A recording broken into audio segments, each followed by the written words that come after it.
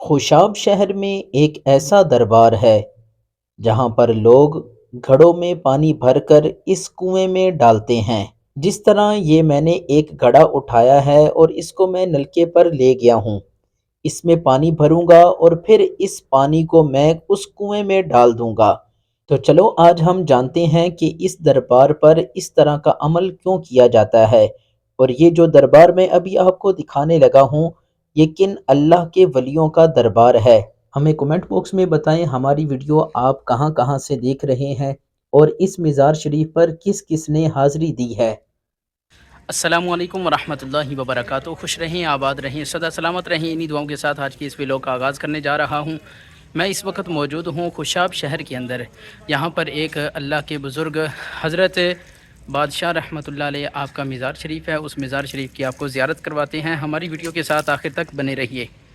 یہ دربار شریف ہے حضرت بادشاہ رحمۃ اللہ علیہ کا۔ اس مزار شریف کے اندر دو سید زادے آرام فرما ہیں۔ ایک کا نام حضرت سخی سید احمد شاہ رحمۃ اللہ علیہ ہے اور دوسرے کا نام حضرت سخی سید محمود شاہ رحمۃ اللہ علیہ ہے۔ حضرت سخی سید احمد شاہ رحمۃ اللہ علیہ آپ کی پیدائش 1486 دہلی شریف میں ہوئی۔ آپ کا وصال 1578 خوشاب شہر میں ہوا۔ اسی طرح آپ کے دوسرے بھائی حضرت سخی سید محمود شاہ رحمۃ اللہ علیہ آپ کی پیدائش 1499 دہلی شریف میں ہوئی۔ آپ کا وصال 1579 خوشاب شہر میں ہوا۔ ہم جانتے ہیں کہ آپ دونوں بھائی دہلی شہر کے رہنے والے ہیں۔ خوشاب شہر آپ کی آمد کس طرح ہوئی؟ آپ دونوں حقیقی بھائی ہیں۔ آپ کا سلسلہ نسب حضرت غوث اعظم حضرت سیدنا شیخ عبد القادر جیلانی رحمۃ اللہ علیہ سے جا ملتا ہے۔ 11 پشتوں سے آپ کا شجرہ نسب سرکار غوث اعظم رضی اللہ تعالیٰ عنہ کے بڑے شہزادے حضرت سید عبد الوہاب شاہ گیلانی سے جا ملتا ہے، جن کا اس وقت سندھ حیدرآباد شہر میں دربار شریف موجود ہے۔ بڑے بھائی کا نام حضرت سید احمد شاہ ہے، جبکہ چھوٹے بھائی کا نام حضرت سید محمود شاہ ہے۔ آپ دونوں بھائی اسلامی تعلیم اور قرآن شریف حفظ کرنے کے بعد ظہیر الدین بابر کی فوج میں بھرتی ہو گئے۔ 1528 کی ایک شام ظہیر الدین بابر اکیلا بیٹھا کچھ سوچ رہا تھا۔ پاس سے ایک بزرگ گزرے، پوچھا بادشاہ سلامت کیا سوچ رہا ہے؟ جواب آیا کہ صبح سے لے کر شام تک میری فوجیں لڑ رہی ہیں لیکن فتح نہیں ہو رہی، سوچ رہا ہوں کوئی حکمت عملی تبدیل کروں۔ اس بزرگ نے مشورہ دیا کہ بادشاہ سلامت آپ کسی صاحب نظر سے دعا کیوں نہیں کرواتے؟ بادشاہ کہنے لگا اس وقت صاحب نظر کون ہے اور میں کس سے دعا کرواؤں؟ اس بزرگ نے جواب دیا کہ آپ کی فوج میں 2 سید زادے ہیں جو کہ سکے بھائی ہیں، اس وقت آپ ان سے دعا کروائیں۔ ظہیر الدین بابر نے پوچھا ان سید زادوں کے نام کیا ہیں؟ تو وہ بزرگ بولے کہ صبح آندھی آئے گی، سب فوجیوں کے خیمے اڑ جائیں گے مگر ان 2 سید زادوں کے خیمے اپنی جگہ پر قائم رہیں گے۔ چنانچہ ایسا ہی ہوا۔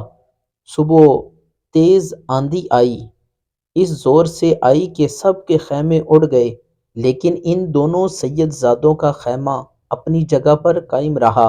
بادشاہ یہ سارا منظر دور سے دیکھ رہا تھا۔ جب اس نے دیکھا کہ یہ خیمہ اپنی جگہ پر قائم ہے تو بھاگتا ہوا آیا۔ کیا دیکھتا ہے کہ اس خیمے کے ارد گرد تیز آندھی آ رہی ہے لیکن خیمے کو مس تک نہیں ہو رہی۔ بادشاہ نے اجازت لی اور خیمے میں داخل ہو گیا۔ پھر یہ منظر دیکھ کر حیران رہ گیا کہ دونوں بھائی چراغ جل رہا ہے اور قرآن پاک کی تلاوت فرما رہے ہیں۔ سبحان اللہ۔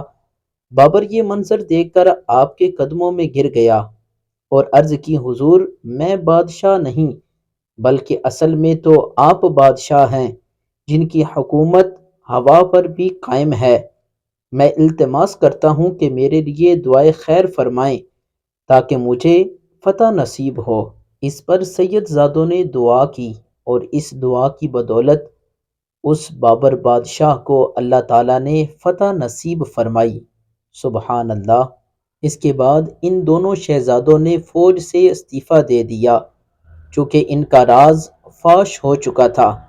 یہ کرامت جہاں دوسرے لوگوں نے دیکھی، آپ کو پہلی مرتبہ ظہیر الدین بادشاہ کہا، اس کے بعد آپ کا نام بادشاہ پڑ گیا اور آج بھی یہ دربار بادشاہ کے نام سے جانا جاتا ہے۔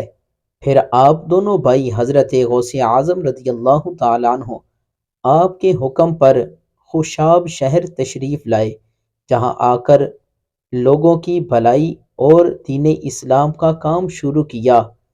جو بھی آپ کے پاس خوشاب میں دعا کے لیے حاضر ہوتا، آپ اسے فرماتے گھڑا اٹھا کے دریائے جہلم سے پانی بھر کے لاؤ اور یہاں رکھ دو تاکہ مسافروں کو پانی پلایا جا سکے۔ جو بھی گھڑا بھر کے لے آئے گا اس کی ہر دعا اللہ رب العزت قبول فرمائے گا۔ آپ اپنے مریدین اور تمام عقیدت مندوں کو ہدایت فرماتے، بلکہ آپ خود بھی دریا سے پانی لا کر مسافروں کو پلایا کرتے اور اس کے ساتھ دین اسلام کی تبلیغ فرماتے۔ کئی لوگوں کو آپ نے مسلمان کیا، دین اسلام کو اس علاقے میں آپ نے پھیلایا۔ آج تک لوگ بطور منت آپ کے حکم پر پانی بھر کر اس جگہ پر لاتے ہیں اور ایک کنواں بنا ہوا ہے، اس کنویں میں پانی داخل کر دیتے ہیں۔ اس وقت دریائے جہلم اس مزار شریف کے بالکل قریب بہہ رہا تھا، لیکن اس وقت دریا دور ہو چکا ہے اور قریب یہ نلکے لگے ہوئے ہیں۔ ان نلکوں سے پانی بھر کر اس کنویں میں ڈالا جاتا ہے۔ اس دربار پر حضرت خواجہ شمس الدین سیالوی رحمۃ اللہ علیہ، حضرت خواجہ قمر الدین سیالوی رحمۃ اللہ علیہ اور حضرت پیر مہر علی شاہ رحمۃ اللہ علیہ جیسی ہستیاں حاضری دیا کرتی تھیں۔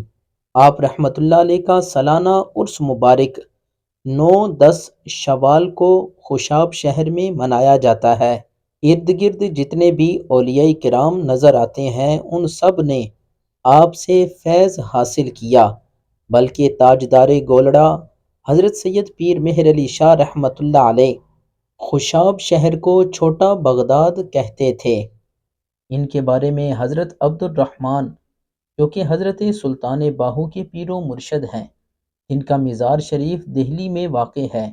ان کا ارشاد ہے، جو میرے مزار شریف پر حاضری نہ دے سکے تو وہ خوشاب حضرت بادشاہ کے دربار پر حاضری دے دے۔ یہی وجہ ہے کہ حضرت سخی سلطان باہو رحمۃ اللہ علیہ کے مرید پہلے حضرت بادشاہ کے دربار پر سلام عرض کرتے ہیں اور بعد میں حضرت سلطان العارفین حضرت سخی سلطان باہو رحمۃ اللہ علیہ آپ کے مزار شریف پر حاضر ہوتے ہیں۔ اللہ تعالیٰ کی ان پر رحمت ہو اور ان کے صدقے اللہ تعالیٰ ہماری بھی کامل بخشش و مغفرت فرمائے۔ امید کرتا ہوں آج کی ہماری ویڈیو آپ کو پسند آئی ہوگی۔